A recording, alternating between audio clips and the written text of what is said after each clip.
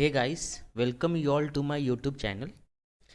इस वीडियो में जो हम 25 जुलाई का शिफ्ट 2 का पेपर है इवनिंग वाला, उन सारे क्वेश्चन को हम देखेंगे। मतलब केमिस्ट्री के क्वेश्चन को देखेंगे और मुझे 10 से 11 ऑर्गेनिक के क्वेश्चन मिले हैं। तो इन सभी क्वेश्चन को हम वन बाय वन देखेंगे और देखेंगे कि कैसा था हमारा डिफ़िकल्टी लेवल। ठीक है, कौन सा क्वेश्चन ईजी था, कौन सा मीडियम था, कौन सा डिफ़िकल्ट था, कौन सा रटने वाला था।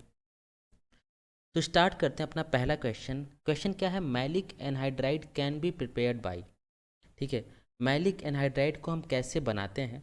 ठीक है, तो क्वेश्चन ये है कि कई सारे ऑप्शन दिए आपको, तो पहले आपको ये समझना पड़ेगा मैलिक एनहाइड्राइड का स्ट्रक्चर होता कैसे। ठीक है, तो देखो मैलिक एसिड क्या होता है, एक होता है मैलोनिक एसिड और एक होता है मैलिक एसिड। तो malic acid is this one, malic acid is this one, ये वाला compound C O O H, C H double bond C H C O H, जिसको हम क्या बोलते हैं? Malic acid. ठीक है, समझ में आ गया। एक होता है मैलोनिक एसिड, कन्फ्यूजन मत रखना, जान लो what is malonic acid. Malonic acid is this one, यहाँ पे भी आपके 4 कार्बन होते हैं। ठीक है, सी ओ ओ एच। ठीक है, बीच में आपके 2 CH2 होते हैं। ठीक है, ये होता है आपका मैलोनिक एसिड। क्वेश्चन क्या दिया आपका? Maleic anhydride. तो देखो maleic anhydride this one, what is anhydride? जहाँ पे आपका इस टाइप का बॉन्ड हो, C double bond O, O C double bond O. ठीक है, तो ये क्या हमारा एनहाइड्राइड है। तो जहाँ पे आपके इस टाइप के सिस्टम होते हैं, ठीक है, उनको हम क्या बोलते हैं? एनहाइड्राइड बोलते हैं। ठीक है, तो क्या दिया? मैलिक एनहाइड्राइड बनता कैसे। ठीक है, तो ये तो मैलिक एसिड था, तो मैलिक एसिड से आप मैलिक एनहाइड्राइड कैसे बनाओगे? मतलब ये है मैलिक एनहाइड्राइड, देखो ये डबल बॉन्ड इनके बीच में था ही, और ये आप ये सिस्टम बना लो, ये वाला, ये डबल बॉन्ड ओ, ये ओ, ये डबल बॉन्ड ओ, इसी को हम क्या बोलते हैं? Maleic anhydride. ये जो स्ट्रक्चर है, this structure is known as maleic anhydride. ये कैसे बनेगा? तो देखो होता क्या है, ये कैसे बनता है, जब हम सिस ब्यूट 2 इन 1,4 डायोइक एसिड, मतलब ये जो कंपाउंड है, ये 1 2 3 4, इसका नाम क्या है? सिस, सॉरी, ब्यूट 2 इन, क्योंकि 2 पे क्या आपका डबल बॉन्ड है, और 1 और 4 पे क्या आपके 2 CH हैं, तो क्या इसका नाम हो जाएगा? But 2 in 1,4 dioic acid. तो जो इसका सिस फॉर्म होता है, इसका सिस फॉर्म कैसे होता है देख लेते हैं। इसका सिस फॉर्म ये होता है इस तरीके से, ये H यहाँ पे कर लो, ये H यहाँ पे कर लो, ये आप COH इधर कर लो, कार्बोक्सिलिक एसिड। ठीक है, तो होता क्या है, जब इसको हम हीट करते हैं, ठीक है, इसको हम हीट करते हैं, तो यहाँ से क्या होता है? आपका H2O बाहर निकल जाता है। क्या होता है? H2O बाहर निकल, देखो यहाँ से मान लो OH निकल गया और यहाँ से आपका H बाहर निकल गया। ठीक है, H2O बाहर निकल जाता है और हमें मिल जाता है एनहाइड्राइड। ठीक है, देखो ये डबल बॉन्ड H, ये तो रहेगा ही, और ये आपका C डबल बॉन्ड O, और ये C डबल बॉन्ड O। तो यहाँ से H2O निकला, OH यहाँ से और H यहाँ से, तो ये ऑक्सीजन आपका बीच में आ जाएगा और इससे आपका ये दोनों कार्बन बॉन्डेड है। ठीक है, बाकी यहाँ पे H है, इसको लिखने की जरूरत नहीं है। This is nothing but maleic anhydride, यही क्या आपका मैलिक एनहाइड्राइड है। ठीक है, तो ये कैसे बनता है? जब हम cis, this is nothing but this is cis but 2 in 1,4 dioic acid, यही है। ठीक है, इसी को जब हम हीट करते हैं तो यहाँ पे क्या होता है? आपका H2O बाहर निकलता है और हमें क्या मिलता है? Maleic anhydride. ठीक है, आई होप ये सबको समझ में आ गया। तो ये सिंपल सा क्वेश्चन था, आपको पता होना चाहिए कि कैसे बनता है स्ट्रक्चर। ठीक है, बच्चे उतना ध्यान नहीं देते हैं एनहाइड्राइड पे, हम एल्डिहाइड कीटोन को ही देखते रह जाते हैं। ठीक है, अल्कोहल फिनॉल ईथर को ही। तो ये भी समझ लो, ये आसान सा क्वेश्चन था। ठीक है, आप पढ़ लिए होगे इसके बारे में थोड़ा मोड़ा पहले ही।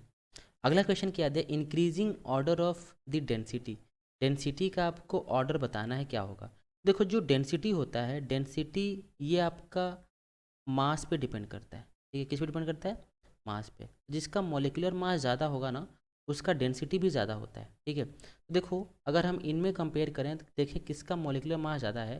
तो पहला आपका क्या है? बेंजीन है। दूसरा 1,3 डाई क्लोरो बेंजीन है। तीसरा आपका क्लोरो बेंजीन है।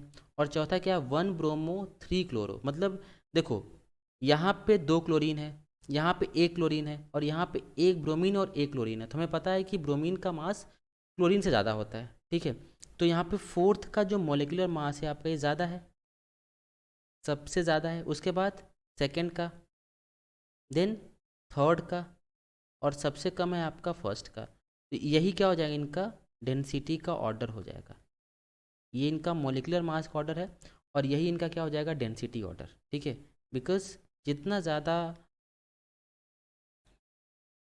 मोलिकुलर मास होगा उतना ज़्यादा क्या होगा, आपका डेंसिटी होगा, ठीक है, क्योंकि डेंसिटी मास अपन वॉल्यूम, ठीक है। अगला क्वेश्चन, अगला क्वेश्चन क्या दिया, C F C are dissociated with 2 chlorine radical by radiation of visible light. मतलब ये क्या है, स्टेटमेंट वाइज क्वेश्चन, मतलब स्टेटमेंट 1 है, स्टेटमेंट 2, आपको बताना है कि ये ट्रू है या फॉल्स है, ठीक है। पहला ट्रू है या फॉल्स है, ठीक है। यहाँ पे ऐसा नहीं है कि पहला ट्रू है दूसरा उसका एक्सप्लेनेशन, ऐसा नहीं, मतलब 4 ऑप्शन दिए थे, ठीक है। मान लो ए है आपका ट्रू, स्टेटमेंट 1 आपका ट्रू है, 2 आपका फॉल्स है, बी आपका मान लो ट्रू ट्रू है, सी क्या आपका फॉल्स फॉल्स है, ठीक है, डी क्या आपका फॉल्स ट्रू है, ऐसे बताना था, ठीक है। तो दिया क्या है, C F C is nothing but chlorofluorocarbon, ठीक है, आर डिसोसिएटेड विथ क्लोरीन, मतलब उल्टा दिया है। एक्चुअली होता क्या है, जो आपका सी एफ सी होता है ना, सी एफ सी, ठीक है, जब ये यूवी लाइट के प्रेजेंस में आता है ना, तो ये ब्रेक कर जाता है क्लोरीन रेडिकल में। तो ये उल्टा दिया है, मतलब ये दिया है कि C F C chlorine radical के साथ ब्रेक कर जाता है विजिबल लाइट में, ये उल्टा दिया है, ठीक है। तो ये गलत है, स्टेटमेंट 1 इज़ फॉल्स। अगला, O3 react with nitric oxide, ठीक है। तो जो आपका ओजोन होता है, ozone react with nitric oxide. What is nitric oxide, NO, इसी को हम क्या बोलते हैं, नाइट्रिक ऑक्साइड। तो क्या होता है, it is converted into nitrogen dioxide, ये NO आपका NO2 में कन्वर्ट हो जाता है, और ये O3 आपका O2 में कन्वर्ट हो जाता है, ठीक है। तो हमें क्या मिल जाता है, NO2 और O2 क्या दिया है, O3 react with nitric oxide to form N2 and O2, तो गलत है। तो स्टेटमेंट 1 और स्टेटमेंट 2 दोनों आपके गलत हैं, तो करेक्ट आंसर इज सी, ठीक है। अगला क्वेश्चन,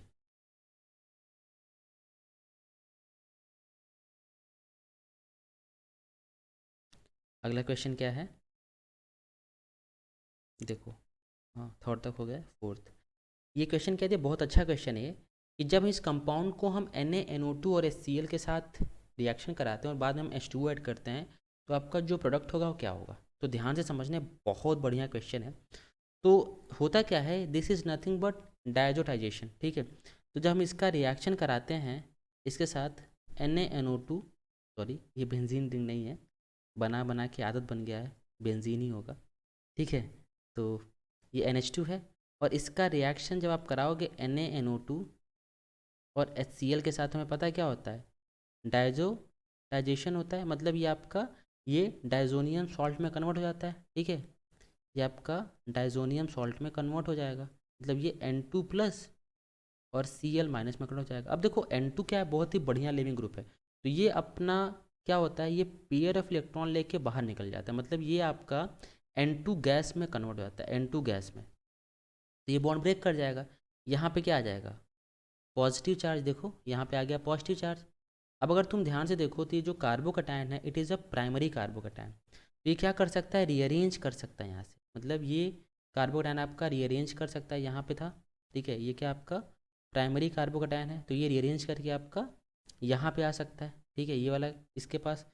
तो यहाँ से क्या होगा, 1 to मिथाइल शिफ्ट होगा, तो यहाँ पे आपका 1 to मिथाइल शिफ्ट होगा, ठीक है। ये वाला मिथाइल शिफ्ट करेगा, ठीक है। क्या मिल जाएगा हमें, ये वाला पार्ट मिल जाएगा, यहाँ पे आ जाएगा पॉजिटिव चार्ज, और ये आपका मिथाइल यहाँ पे आ गया, ठीक है। तो ये क्या हो गया, अभी 3 डिग्री कार्बोकैटायन में कन्वर्ट हो गया, मोर स्टेबल कार्बोकैटायन।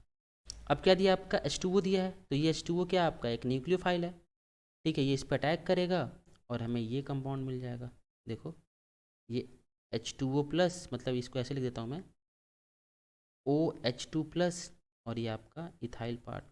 अब यहाँ से आप H प्लस बाहर निकाल दो, क्या मिल जाएगा हमें, देखो यहाँ से हमें अल्कोहल मिल जाएगा, ये OH है और ये इथाइल वाला, ठीक है। तो जो आपका प्रोडक्ट P है वो आपका क्या है, ये वाला कंपाउंड, ठीक है। तो ये जो क्वेश्चन था ये आपका बहुत बढ़िया क्वेश्चन था, ये आपको मैकेनिक्स से सॉल्व करेगा ज़्यादा अच्छे समझ में आएगा, ठीक है। तो ये भी मुश्किल क्वेश्चन था, उतना अच्छा नहीं था, ओके। अगला क्वेश्चन देखते हैं।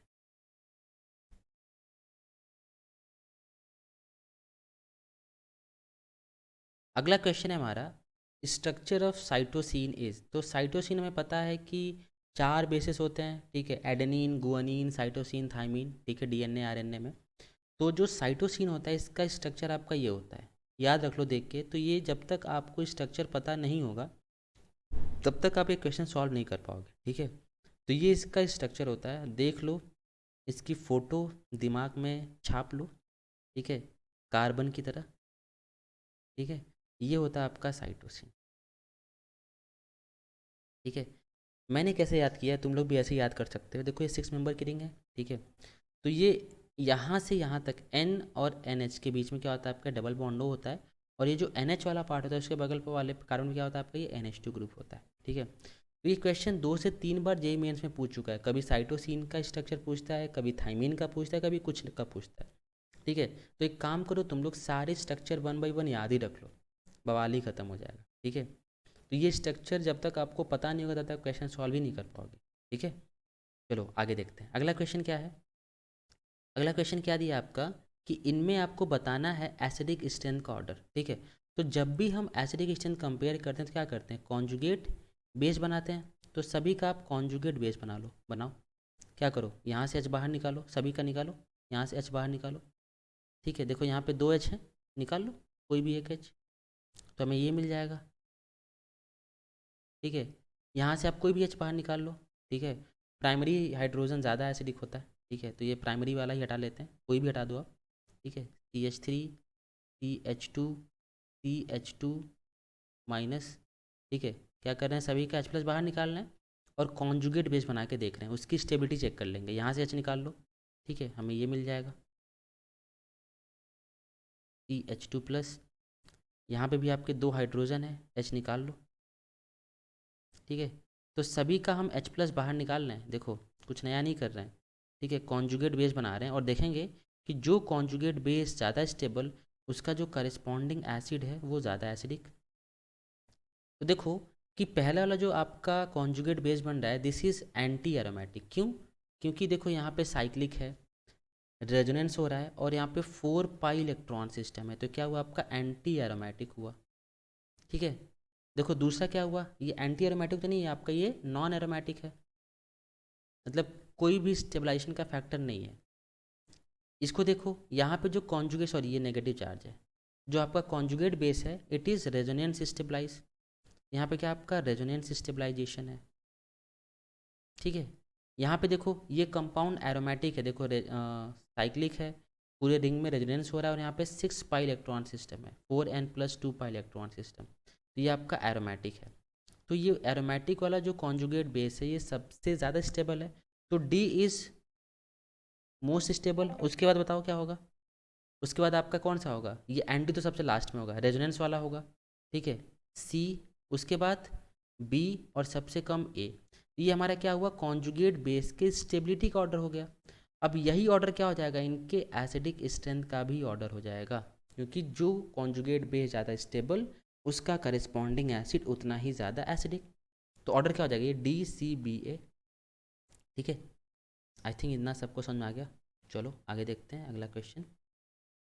अगला क्वेश्चन ये रहा आपकी स्क्रीन। क्वेश्चन क्या है, benzene nitrile with Grignard reagent form product P, give the following chemical test is given by product, ठीक है। मतलब ये बोल रहा है आपको कि बेंजीन नाइट्राइल जो होता है, ठीक है, बेंजीन नाइट्राइल ये जो है, ठीक है, this is benzene nitrile, red colour कर लेते हैं, दिस इज बेंजीन नाइट्राइल, ठीक है। इसका रिएक्शन जब हम ग्रिगनार्ड रिएजेंट, मान लो आपका ये RMgX है, ठीक है, के साथ कराते हैं,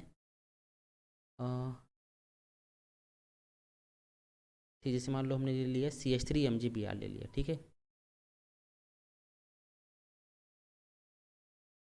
MgBr ले लिया, ठीक है। और इसके साथ जब हम करा रहे हैं तो क्या होगा, ये इस पर अटैक करेगा तो ये बॉन्ड आपका ब्रेक करेगा, ट्रिपल बॉन्ड, और ठीक है। और यहाँ पे क्या आ जाएगा, C डबल बॉन्ड, यहाँ पे आपका ये CH3 आ गया, ठीक है।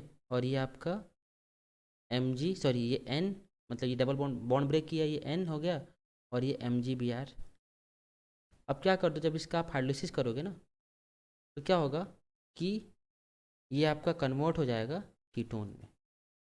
मतलब यहाँ पे ये CH3 तो रहेगा रहेगा, बाकी ये N निकल जाएगा और यहाँ पे आ जाएगा डबल बॉन्ड। तो अगर तुम ध्यान से देखो तो ये जो कंपाउंड है, ये वाला जो कंपाउंड, ठीक है, ये वाला क्या है आपका मिथाइल कीटोन है। क्या है ये? Methyl ketone CH3CO। ठीक है, ये क्वेश्चन में मुझे थोड़ा डाउट है, क्वेश्चन सही दिया है गलत दिया है। ठीक है, क्योंकि यहाँ पे इसको स्पेसिफाई करना चाहिए कि आपका जो ग्रिग्नार्ड रिएजेंट वो कौन सा है, मिथाइल कीटोन है या कुछ और है। ठीक है, तो ऐसा कुछ इसने बताया नहीं है, हमने खुद मान के कर लिया है कि ये क्या आपका CH3 MgBr है। ठीक है, बट कुछ भी हो सकता है। ठीक है, तो इसके हिसाब से जो आंसर है आपका ये है सेकेंड, क्योंकि ये आइडोफॉर्म टेस्ट देता है ना मिथाइल कीटोन CH3CO वाला पार्ट। ठीक है, हेलोजन I2 और NaOH वाला टेस्ट याद है ना, हेलोफॉर्म। ठीक है, ये वाला टेस्ट देता है। बट ये क्वेश्चन सही नहीं है शायद क्वेश्चन, क्योंकि देखो ये मेमोरी बेस्ड क्वेश्चन है, तो कहीं ना कहीं गलती थोड़ी मोड़ी हो सकती है। मेन जो आपका आंसर पता चलेगा ये जब आपका NTA जब आपका रिलीज़ करेगा आपका ऑप्शन सारे, तब आपको पता चल पाएगा। ठीक है, तब एक बार सारा क्वेश्चन एक बार फिर से हम देख लेंगे। ठीक है, अगला, बायोडिग्रेडेबल पॉलीअमाइड इज, देखो ये बहुत इंपॉर्टेंट है। जो आपके पॉलीअमाइड होते हैं ना, एक होते हैं बायोडिग्रेडेबल और एक होते हैं आपके नॉन बायोडिग्रेडेबल। ठीक है, तो इन सभी को देखो एक बार ज़रा ध्यान से। तो इसमें आपको याद रखना पड़ेगा। ठीक है, तो जो आपका ग्लाइसिन होता है, ग्लाइसिन, ठीक है, ग्लाइसिन ये आपका अमीनो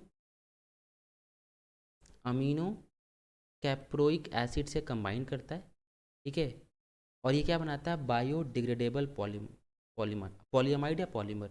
तो what is glycine? Glycine is this one, NH2CH2COOH, और अमीनो कैप्रोइक एसिड आपका ये होता है NH2CH2 5COOH। ठीक है, ये आपका अमीनो कैप्रोइक एसिड है।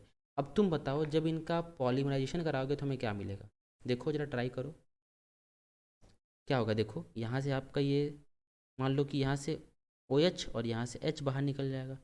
फर्दर आपका यहाँ से OH और इधर आगे वाले से H बाहर निकल जाएगा और यहाँ से H, तो हमें क्या मिल जाएगा? देखो ये NHCH2, ये आपका C डबल बॉन्ड O, क्योंकि OH बाहर निकला, ये आपका NH, और ये CH2 5, और ये आपका C डबल बॉन्ड O। तो अगर ध्यान से देखो तो क्या हमारा एक पॉलीमर है। ठीक है, ये हमारा एक पॉलीमर है।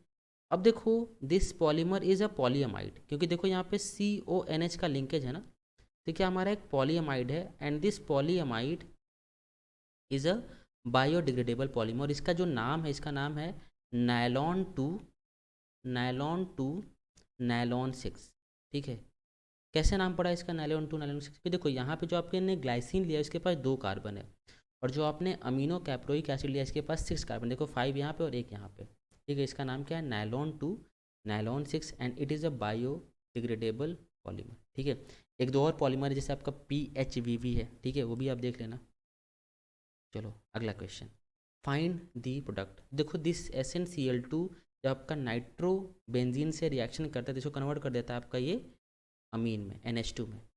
और इसका रिएक्शन जब आप इसके साथ कराओगे ना, ठीक है, तो क्या कर देगा? ये कपलिंग रिएक्शन कर देगा। मतलब यहाँ से H, अरे समझो कि ये आपका N2Cl है। ठीक है, ये N2+ और ये Cl-, ये आपस में रिएक्शन कर लेंगे। ठीक है, HCl बाहर निकल जाएगा और ये इस तरीके से कंबाइन कर जाएंगे। ठीक है, यहाँ पे N डबल बॉन्ड N और A। ठीक है, यहाँ पे आपका NH2 है, हमें ये मिल जाएगा। तो जो आपका P है, P इज दिस वन। ठीक है, अगला क्वेश्चन।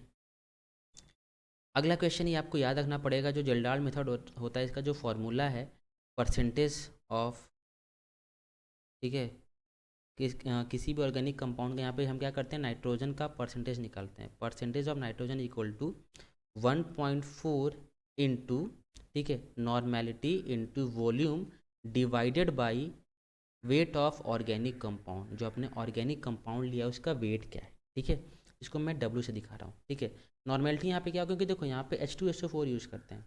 जो आपका नॉर्मेलिटी होगा वो क्या हो जाएगा? ट्वाइस हो जाएगा, क्योंकि यहाँ पे 1 मोलर है। ठीक है, देखो यहाँ पे जो नॉर्मेलिटी इसका हो जाएगा, ये क्या हो जाएगा, normality is equal to molarity into क्या है इक्विवेलेंट, मतलब यहाँ पे डाइप्रोटिक है तो ये 2 हो जाएगा, ठीक है। तो देखो क्या हो जाएगा, परसेंटेज ऑफ नाइट्रोजन, ये हो जाएगा आपका 1.4 इंटू 1 इंटू 2, वॉल्यूम क्या दिया है देखो यही हमें पता करना है V, और वेट क्या दिया है ऑर्गेनिक कंपाउंड का 0.8 ग्राम, ठीक है। परसेंटेज क्या दिया है आपका 42, इसको कर लो 42, ठीक है। तो ये आपका हो जाएगा 4, ये हो जाएगा आपका 2, और ये हो जाएगा 7, ठीक है। तो V हो जाएगा आपका V is equal to 42 into 2 divide by 7, ये हो जाएगा आपका 6, और इंटू 2 ये हो जाएगा V is equal 12 ml millilitre, ठीक है। तो ये आपको फॉर्मूला याद होना चाहिए। मैंने इस क्वेश्चन को मतलब मैंने पढ़ाया है अच्छे से डिटेल में, ठीक है। तो अब पुराने लेक्चर देखना, उसमें मैंने समझाया है कि कैसे इस क्वेश्चन को हम सॉल्व कर सकते हैं, ठीक है। करने का तरीका बहुत सिंपल है, आप ये फार्मूला याद रख लो, ज़्यादा अच्छा रहेगा, ठीक है। ये वाला फार्मूला, ठीक है, this is used in Kjeldahl method, ठीक है। आई होप ये सबको समझ में आया। और ये लास्ट क्वेश्चन, ये क्वेश्चन क्या दिया है, इसमें से कौन सा कंपाउंड में मैक्सिमम कैनोनिकल स्ट्रक्चर मतलब रेजोनेटिंग स्ट्रक्चर होगा और एक पाई बॉन्ड है। दिख रहा है यार ये CO3 2 माइनस का ही होगा, क्योंकि देखो CO3 ये है, ठीक है, और यहाँ पे 2 नेगेटिव चार्ज है। तो बना लो स्ट्रक्चर, ये नेगेटिव और ये पाई, जितने आपके सिग्मा बॉन्ड है सबको पाई बॉन्ड में कन्वर्ट कर दो, ठीक है। ये आपका हो जाएगा O माइनस, यहाँ पे आ जाएगा डबल बॉन्ड O, और यहाँ पे O माइनस। अब ये पहले पाई बॉन्ड में था, फिर ये कन्वर्ट हुआ पाई बॉन्ड में, अब इसको पाई बॉन्ड में कन्वर्ट कर लो, ठीक है। इधर से घुमा दो इस तरीके से, तो देखो इसके मैक्सिमम कैनोनिकल स्ट्रक्चर हो जाएंगे, ठीक है। तो correct answer is B, second वाला। आसान सा क्वेश्चन है, तो एक बार देख लेते हैं। ये बहुत सिंपल सा क्वेश्चन है, ठीक है, इसको आप आसानी से कर सकते हो। ये क्वेश्चन आपको फार्मूला पता होना चाहिए और आप POC पढ़े होने चाहिए। देखो POC से एक क्वेश्चन पूछ लिया, अब तक मैंने जितने भी क्वेश्चन कराए हैं, मतलब जितने भी पेपर कराए हैं अभी तक, मतलब 6 से 7 करा दिया है पेपर, किसी में भी आपका ये POC का मैंने क्वेश्चन देखा नहीं, शायद मेरे को मिला ही नहीं होगा। बट ये एक सिंपल सा क्वेश्चन था, आप कर सकते थे अगर आपने POC पढ़ा होगा तो, ठीक है। अगला क्वेश्चन, ये तो आपका अमाइन का क्वेश्चन है, तो ये आसान सा क्वेश्चन है। अगर आपने NCERT भी पढ़ा है तो ये क्वेश्चन सॉल्व कर लोगे, ठीक है। ये भी सीधा NCERT का क्वेश्चन है, ठीक है, लेकिन क्वेश्चन आपने अलग तरीके से पूछ लिया, सीधे नहीं पूछा PHBB, जैसे सबको पता होता है PHBB क्या है, एक बायो डिग्रेडेबल पॉलीमर है, लेकिन ऐसे नहीं पूछता है कभी, ठीक है। तो मोनोमर दे के पूछ लिया। ये भी आपका एक सिंपल सा क्वेश्चन है, बट यहाँ पे क्वेश्चन गलत है, ठीक है। एक बार अच्छे से देखेंगे जब एक बार NTA क्वेश्चन रिलीज करेगा तब। अगला क्वेश्चन, ये भी आपका सिंपली एरोमेटिक एंटी एरोमेटिक का यूज़ है यहाँ पे, ठीक है, कि कौन सा कंपाउंड एरोमेटिक है कौन सा एंटी एरोमेटिक है, आपको कॉन्जुगेट बेस बना के स्टेबिलिटी चेक कर लेना है, ठीक है। तो ये आपका एसिडिक और बेसिक स्ट्रेंथ का क्वेश्चन है। ये आपको अगर स्ट्रक्चर पता होगा तभी आप ये क्वेश्चन सॉल्व कर पाओगे, मैंने बताया ही था, ठीक है। ये आपका थोड़ा सा लेंदी क्वेश्चन है, आपको थोड़ा सा मैकेनिज्म से जाना पड़ेगा, थोड़ा ड्रॉ करने पड़ेगा स्ट्रक्चर इसके, और ये तो आपको पता करना था, ठीक है। ये भी आपको पता ही होना चाहिए, नहीं पता होगा तो नहीं कर पाओगे, ठीक है। ये आपका सिंपल सा क्वेश्चन है, किसका मास ज़्यादा है, ये आपका वही देखना है कि कैसे आपका ये एनहाइड्राइड बनता है, ठीक है। तो यही था आपका पूरा शिफ्ट 2 का पेपर 25 जून। तो with this we end today, thank you so much.